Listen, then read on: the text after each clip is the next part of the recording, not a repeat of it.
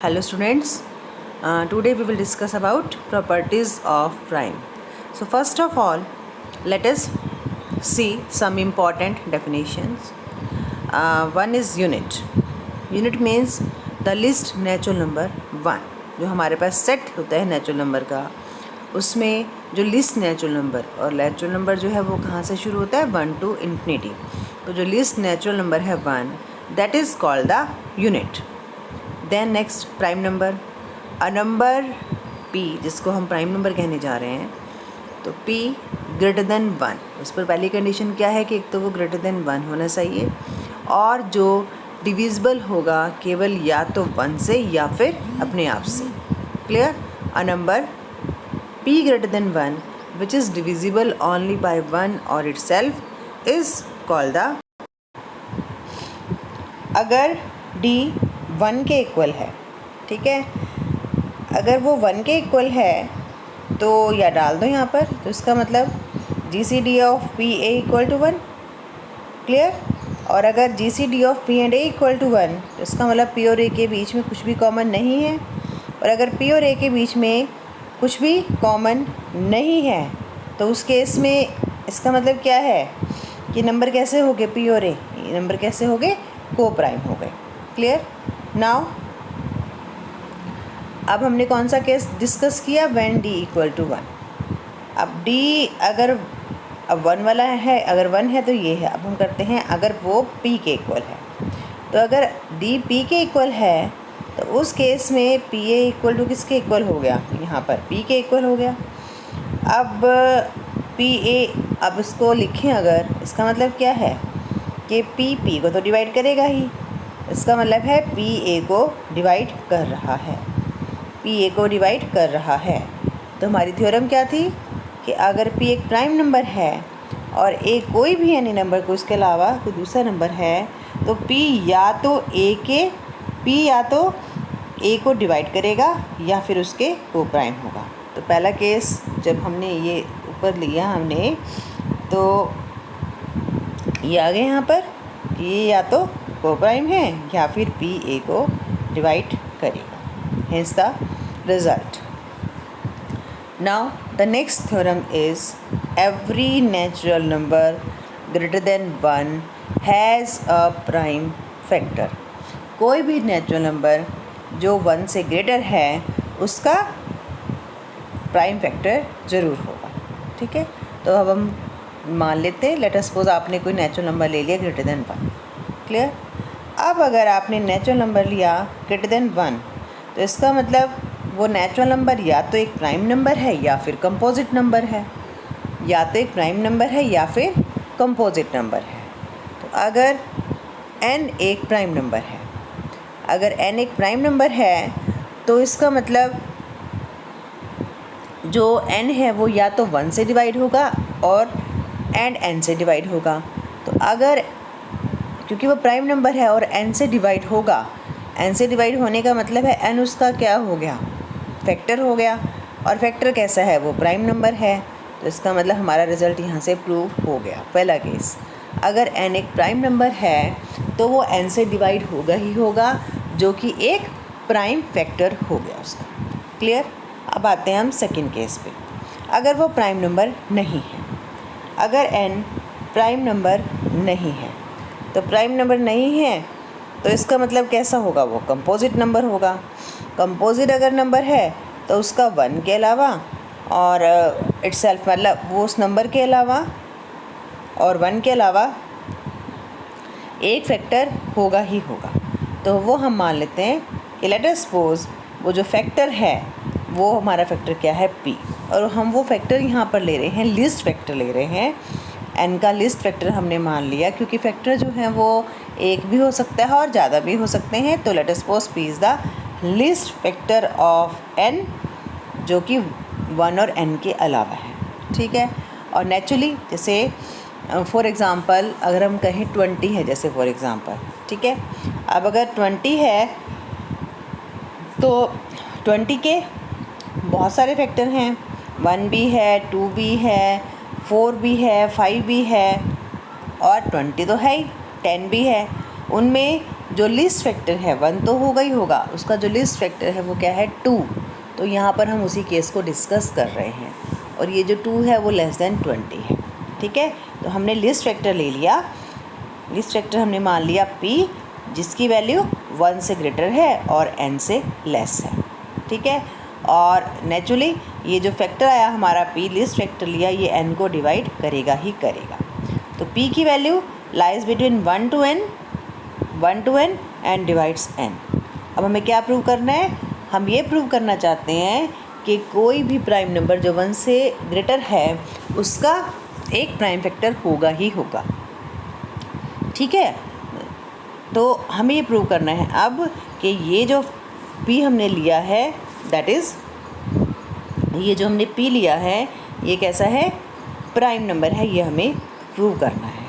तो चलिए हम कॉन्ट्राडिक्टरी स्टेटमेंट्स इसको लेते हैं। Let us suppose p is not a prime number, prime number नहीं है। अब अगर p प्राइम नंबर नहीं है तो कैसा है? कंपोजिट नंबर है। कंपोजिट नंबर है तो इसका मतलब p के अलावा एक फैक्टर होगा ही होगा। तो वो मान लेते हैं हम कि वो लेट अस सपोज दैट जो फैक्टर है वो है p1। तो इसका मतलब फिर वही पहले की तरह आपको क्लियर है, जो p1 है वो p को डिवाइड करेगा और इसकी वैल्यू 1 से ग्रेटर और p से लेस। तो जो p1 की वैल्यू है, जो p1 है वो lies between 1 to p and divides p। तो p1 डिवाइड्स p। अब p1 अगर p को डिवाइड कर रहा है, p1 अगर p को डिवाइड कर रहा है और p n को डिवाइड कर रहा है, तो ध्यान से सुनो, जो आपका p1 है वो p को डिवाइड कर रहा है और p n को डिवाइड कर रहा है। तो नेचुरली जो p1 है, p1 p को डिवाइड कर रहा है, p n को डिवाइड कर रहा है, तो जो p1 है वो भी n को डिवाइड करेगा। तो p1 जो है वो n को डिवाइड करेगा और जो n है वो क्या है? p1 n को डिवाइड करेगा। और p1 की वैल्यू कैसी है? ये हमने ऊपर लिखी हुई है। p1 जो है वो 1 से बड़ा है। p1 कैसा है? 1 से ग्रेटर है और किसको? n को डिवाइड कर रहा है, n को डिवाइड कर रहा है और क्या है वो? लेस देन क्या है? p है। p1 लेस देन p है जो कि 1 से ग्रेटर है और n को डिवाइड कर रहा है। लेकिन हमने जो ऊपर देखिए, हमने क्या माना था?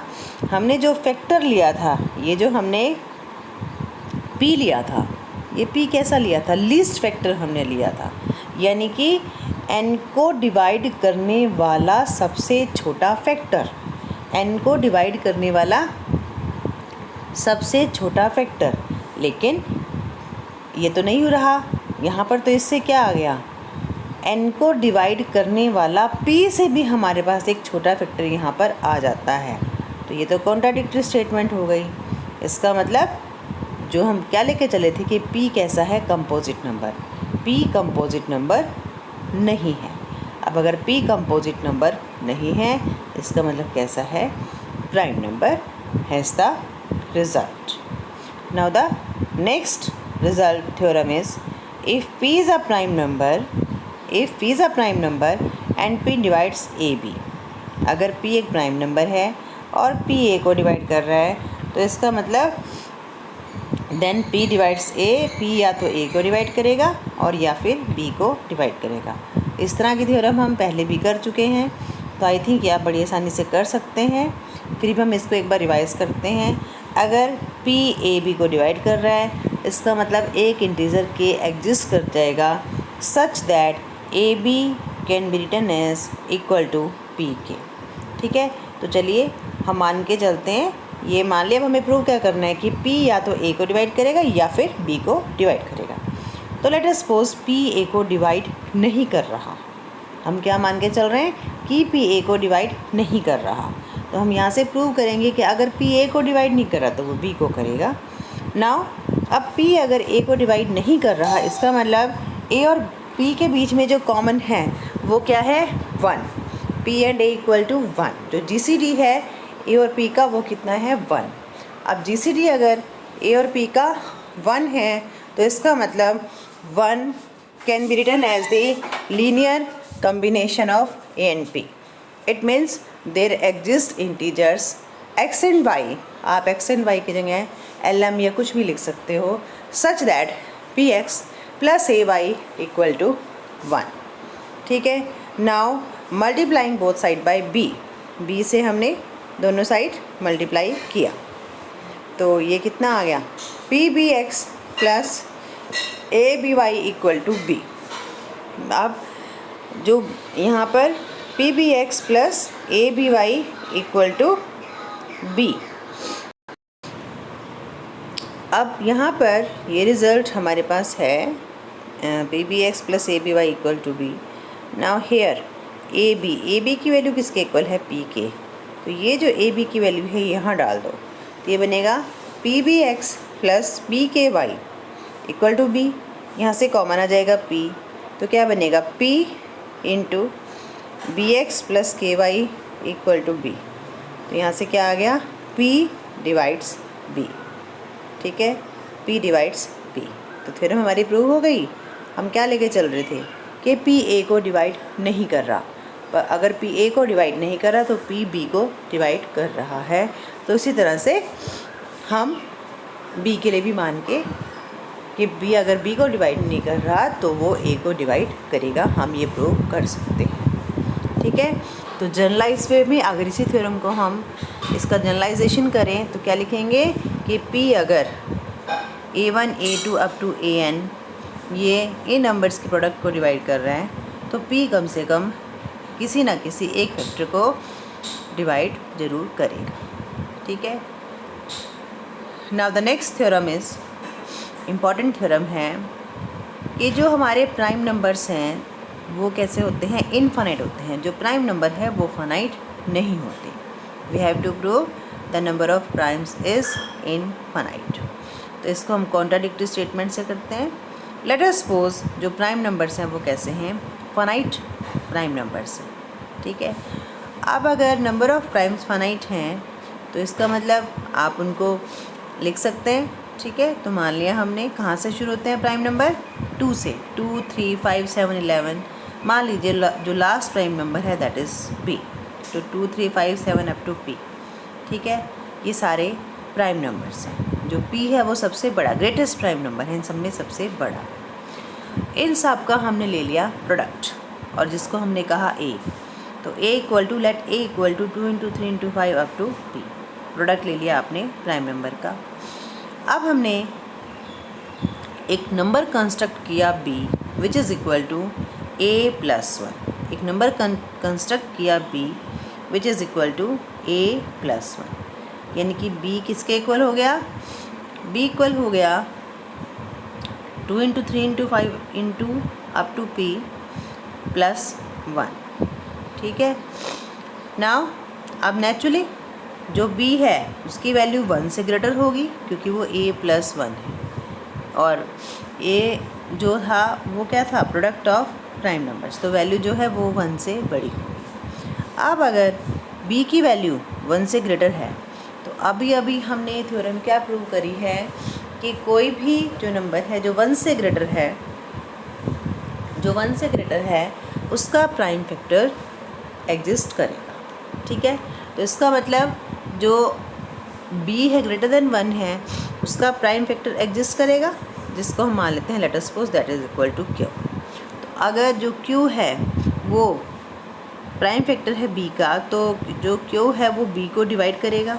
ठीक है, q b को डिवाइड करेगा। अब अगर q b को डिवाइड करेगा तो उसके q अगर b को डिवाइड कर रहा है, नाउ q है कैसा, वो एक प्राइम नंबर है। तो अगर वो प्राइम नंबर है, a क्या था, product of all the prime numbers. a जो अगर हम a को देखें यहाँ पर, तो यहाँ पर सभी के सभी प्राइम नंबर्स हैं। इसका मतलब जो q है वो a को भी डिवाइड करेगा। ठीक है, तो अगर q a को डिवाइड करेगा, नाउ अब हम इन दोनों को कंबाइन करते हैं। अगर हम इन दोनों को कंबाइन करते हैं, q b को भी डिवाइड कर रहा है, q a को भी डिवाइड कर रहा है, तो वो इनके ये कह सकते हैं इनके लीनियर कम्बिनेशन या फिर इनके डिफरेंस को भी डिवाइड करेगा। तो q b माइनस a को भी डिवाइड करेगा। अब b माइनस ए। b माइनस ए किसके इक्वल है? यहाँ से b माइनस ए है 1 के इक्वल, ठीक है। तो q जो है वो 1 को भी डिवाइड करेगा। अब अगर q 1 को डिवाइड कर रहा है, अगर q 1 को डिवाइड कर रहा है तो क्या ये पॉसिबल है? q कैसा था? q एक प्राइम फैक्टर था। q हमारे पास था एक प्राइम फैक्टर, और प्राइम फैक्टर था, इसका मतलब इसकी जो वैल्यू है वो 1 से ज़्यादा है, 1 से ग्रेटर है। q इसका मतलब हम जो लेके चले थे, जो मान के चले थे वो गलत था। हम क्या मान के चले थे कि जो प्राइम नंबर्स हैं वो कितने होते हैं? फाइनाइट। प्राइम नंबर फाइनाइट नहीं होते। नंबर ऑफ प्राइम्स जो कैसे हैं वो कितने हैं? Infinite. Clear? Now the next theorem is every natural number greater than 1, every natural number greater than 1 can be expressed as the product of primes in one and only one way, in one and only one way। ठीक है, ये हमें prove करना है कि किसी भी number को आप प्रोडक्ट ऑफ प्राइम्स में एक्सप्रेस कर सकते हो, लेकिन उसका जो वे एक्सप्रेस करने का वो यूनिक होगा। ठीक है, तो अब इसका करते हैं हम प्रूफ। ठीक है, तो लेट अस सपोज हम ले लिए एक natural number greater than 1। Clear? अब अगर ये नेचुरल नंबर है तो वो प्राइम नंबर भी हो सकता है। अगर वो प्राइम नंबर है तो थ्योरम हमारी प्रूव ऑटोमेटिकली प्रूव हो जाती है, क्योंकि प्राइम नंबर है तो हमें तो यही तो बताना था कि वो प्राइम नंबर्स की प्रोडक्ट की फॉर्म में आप उसको एक्सप्रेस कर सकते हो। क्लियर? नाउ अब आते हैं सेकंड केस। प्राइम नंबर नहीं है तो कैसा नंबर है? कंपोजिट नंबर है। कंपोजिट नंबर है तो उसका प्राइम फैक्टर होगा ही होगा, ये हम पहले कर चुके हैं। उस प्राइम फैक्टर को हमने मान लिया P1। ठीक है, तो P1 जो है वो n को डिवाइड करेगा। P1 क्या है? n को डिवाइड करेगा। तो इट मीन्स एक इंटीजर एग्जिस्ट कर जाएगा जिसको हम कह देते हैं n1 such that n can be written as P1 into n1, n equal to P1 n1। ठीक है, और ये जो n1 की वैल्यू है नेचुरली n से लेस होगी, n1 की वैल्यू n से लेस होगी। और जो P1 है वो क्या है? ग्रेटर देन 1, क्योंकि P कैसा है? हमने क्या लिया है? प्राइम नंबर लिया है, तो वो कैसा है? Greater than 1। अब n1 n से लेस है, P1 ग्रेटर देन 1 है। नाउ जो n1 है, अब ये या तो 1 के इक्वल होगा या 1 से ग्रेटर होगा। क्लियरली ये लेस देन n है, बट या तो वो 1 के इक्वल होगा या फिर 1 से ग्रेटर होगा। अब अगर n1 इक्वल टू 1 है, अगर n1 इक्वल टू 1 है तो उस केस में, अगर n1 इक्वल टू 1 है तो उस केस में ये n किसके इक्वल हो गया? P1 के इक्वल हो गया। अब अगर n P1 के इक्वल हो गया तो P1 क्या है? P1 क्या है? एक प्राइम नंबर, प्राइम नंबर है। तो हमारी थ्योरम रिजल्ट हमारा जो है वो प्रूफ हो गया। हमें यही बताना था कि आप उसको प्राइम फैक्टर की प्रोडक्ट की फॉर्म में लिख सकते हो। ठीक है, अब अगर 1 के इक्वल है तो रिज़ल्ट प्रूव हो गया। अब अगर वो 1 से ग्रेटर है, अब अगर वो 1 से ग्रेटर है तो अगेन आप इसको उसका n1 के अलावा कोई और फैक्टर ज़रूर एग्जिस्ट कर जाएगा, जिसको हम कह देते हैं P2। अब अगर वो P2 है तो जो P2 है वो n1 को डिवाइड करेगा। P1 अगर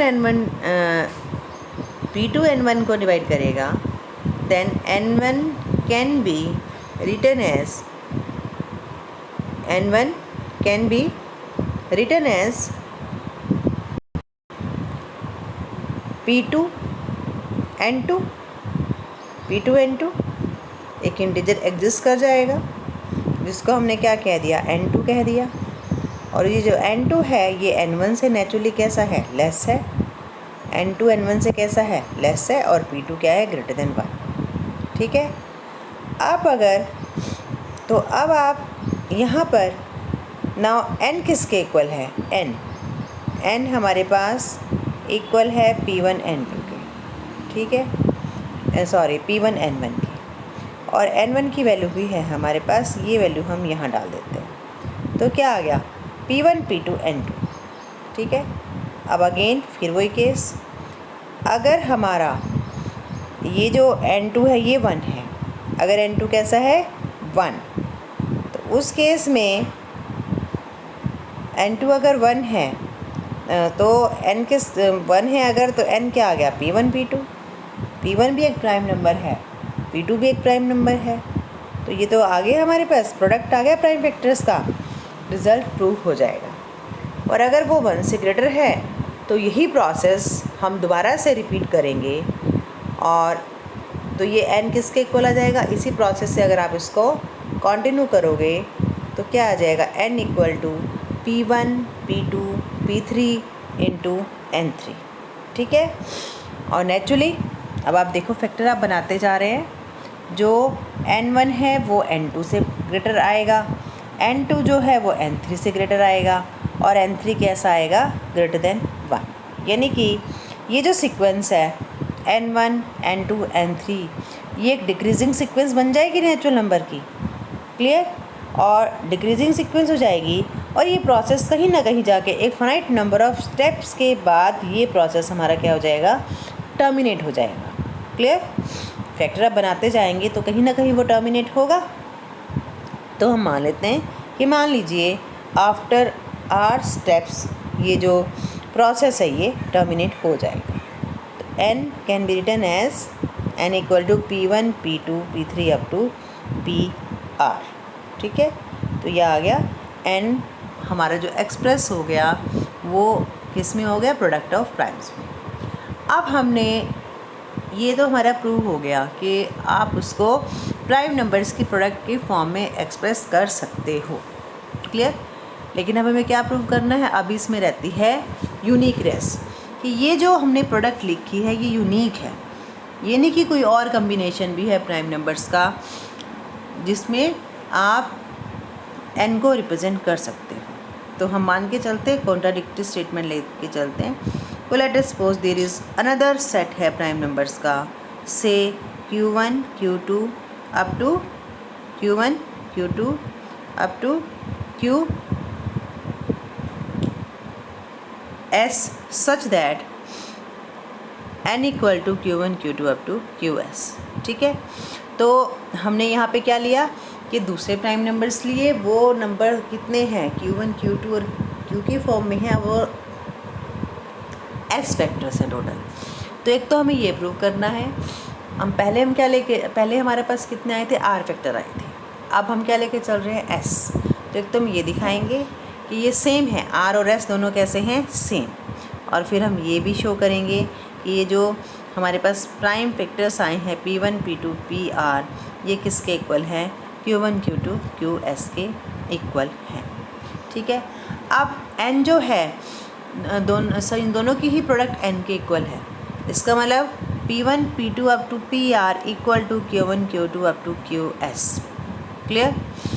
नाउ अब इसको अगर हम प्रोडक्ट की फॉर्म में देखें, जो कि हम पहले कर चुके हैं डेफिनेशन है, अगर हम इसको प्रोडक्ट की फॉर्म में देखें तो यहाँ से हम ये कह सकते हैं कि जो हमारा ये जो P1 है वो इन सबको डिवाइड करेगा। ठीक है। सो बाय दैट P1 इनको डिवाइड करेगा। अब अगर P1 प्राइम नंबर्स की प्रोडक्ट को डिवाइड कर रहा है तो इसका मतलब कम से कम किसी एक को तो वो डिवाइड करेगा ही करेगा, क्लियर। तो हम मान लेते हैं, अब आप कोई भी एक मान सकते हो। तो लेट अस सपोज हमने माना कि जो P1 है वो Q1 को डिवाइड कर रहा है, क्लियर। जो P1 है वो Q1 को डिवाइड कर रहा है। अब जो P1 है वो क्या है, प्राइम नंबर है, Q1 भी क्या है, प्राइम नंबर है, और P1 अगर Q1 को डिवाइड कर रहा है, ये तो तभी पॉसिबल है क्योंकि प्राइम नंबर या तो अपने आप से डिवाइड होता है या फिर 1 से डिवाइड होता है।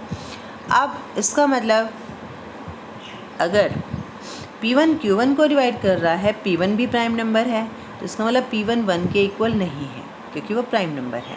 अब अगर वो 1 के इक्वल नहीं है तो वो किसके इक्वल है? Q1 के इक्वल है।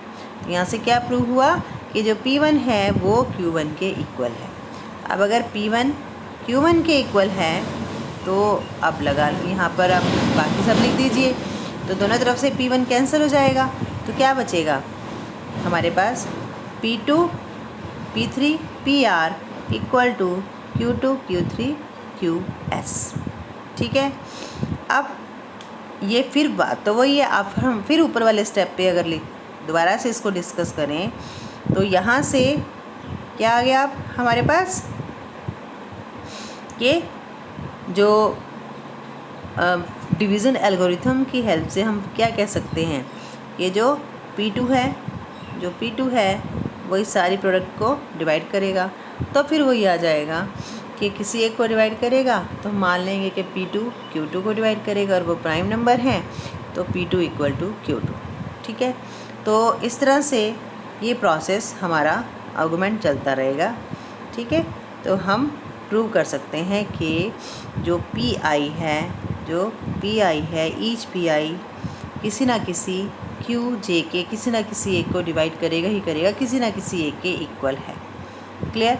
अब हम क्या प्रूव करेंगे कि अब हमने ये तो प्रूव कर दिया कि जो भी P1 P2 P3 PR जो हमने लिए हैं वो किसी ना किसी Q1 Q2 Q3 किसी ना किसी एक के इक्वल हैं।